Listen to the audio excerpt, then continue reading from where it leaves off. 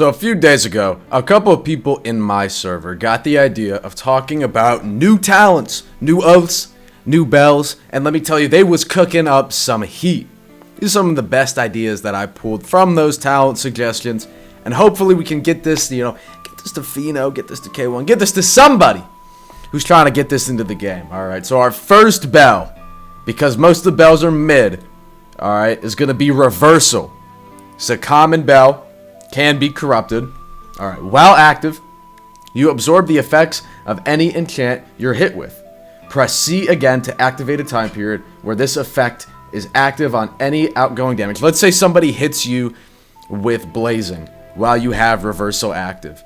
When you then press C again, you will have the Blazing effect on your M1s and your mantras for, I don't know, the next 15 seconds, 20 seconds. Does that sound OP? Yeah. I want things to be OP. They're fun. Imagine how like Arc Water negates effects, like enchant effects, except this time you're able to just throw it back at your opponent. I think that's pretty solid. Alright. Now we're getting into the legendary bell though. And this one's pretty insane. This one's called Song's Own Domain, or what I like to refer to it as Domain Expansion. Unleash a domain, teleporting everyone around you to your own world. Imagine it like Vision Shaper Realm. You and your allies gain movement buffs, resistant buffs, and damage buffs. Think of that think of you're taking Sacred Field and combining it with Vision Shaper Realm. Because everybody's always talking about, oh, I want a bell where you're forced to 1v1, or a bell where they can't run away from you. Here you go. Here you go. Does that sound broken? Yeah, it does. It sounds insanely broken. That's why it's going to have a massive cooldown. But it's a legendary residence. Okay? It should be powerful. Imagine you're like in the middle of the fight. Someone's like, domain expansion. You're fucking teleported to this like Kamui dimension. They're like glowing in this fucking aura. They're so much more powerful. Like, that's cool. That's fucking awesome, man. That's just me. Getting into the oaths now. I think this is one of the coolest oaths I've ever seen. It's called Primal Fang. You vow to become the next evolution. With monster and human fused together, you become the ultimate life form.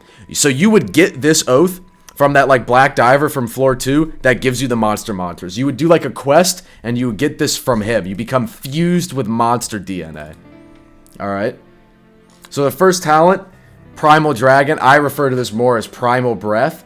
Your body attunes itself, transforming into a powerful dragon that corresponds to your highest attunement level, releasing a powerful strike. So the way I imagine this is, let's say you're a Thundercall build that went Primal Fang.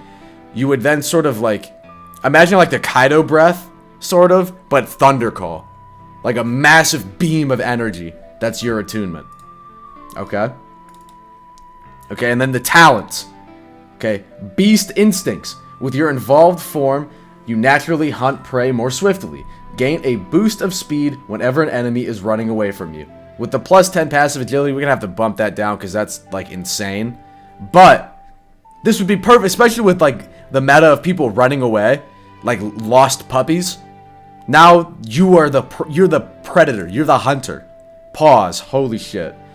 Okay, but yes, so you're fucking running after them. If people are running away from you and they have their back turned to you, you get a speed, you move faster, you get a speed boost. Kind of like how they changed with water running. If they aren't looking at you and they're swimming away, you get a speed buff.